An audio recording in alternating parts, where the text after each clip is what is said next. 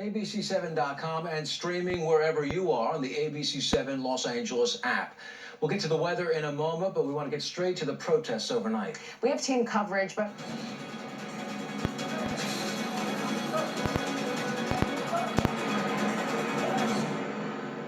well, things are a lot calmer in downtown Los Angeles following last night's protest. As you can see, the barricades behind me that have been put out in front of LAPD headquarters. Now, at least 5 police officers with LAPD have been injured, we're told, during this confrontation with protesters.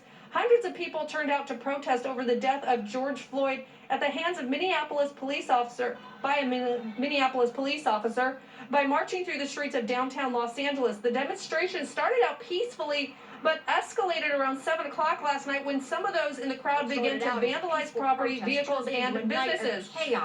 Protesters ran onto the 110 freeway. Police had to use tear gas, flash bangs, and rubber bullets to try and disperse the crowds. LAPD declared the protest an unlawful assembly and arrested dozens of protesters. It's unsafe. It's an unlawful assembly. It's dangerous for all the residents and others. And so it's unfortunate. It's a dark day in our history that we have to do this. But this is what's going to save lives, and this is what's going to save property. Now, I do want to mention again, there is a heavy police presence downtown Los Angeles, especially out here where you see the barricades. We're told that at least 5 officers were injured, two in particular. One suffered a broken hand and the other a head injury. We do not know the details of those other officers, but we're trying to find out for you. Reporting live from downtown Los Angeles, Leticia Juarez, ABC7 Eyewitness News. all right, Jade, thank you for, Leticia, thank you for the update. We continue now with our live team coverage of the protests. Yeah, Eyewitness News reporter Jade Hernandez just arrived on scene in downtown Los Angeles, and she has an update for us on the damage Can you guys take down this? Jade, can you hear us?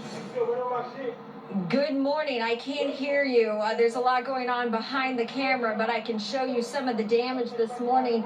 This ATM taken apart, and this CVS tag. We're across the street from Whole Foods this morning. I want you to take a look at what happened overnight. We can rewind a few hours and show you what the CVS looked like. Looters in and around the CVS. Also, we witnessed an LAPD squad car set on fire, flames everywhere. A huge crowd. Over 400 arrested for unlawful assembly. 6 people were arrested for looting and 4 others taken into custody for miscellaneous crimes. There's a Bank of America where windows are smashed, and there's a police presence this morning.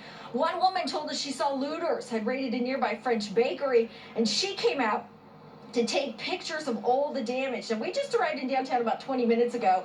Protesters, demonstrators left behind tagged buildings. I want to bring you back out live because I want to show you that this CVS was boarded up before demonstrators and protesters and then looters came by. But you can see the damage up on the window here. We're hearing there's another CVS nearby which got damaged even more than this one here this morning. We're going to show you some of that damage coming up. Reporting live from downtown LA, Jade Hernandez, ABC7 Eyewitness News. Okay, Jade, stay safe out there. Meanwhile, all this, of course, sparked by a situation in Minneapolis involving a police officer. That officer now facing charges in the death of George Floyd.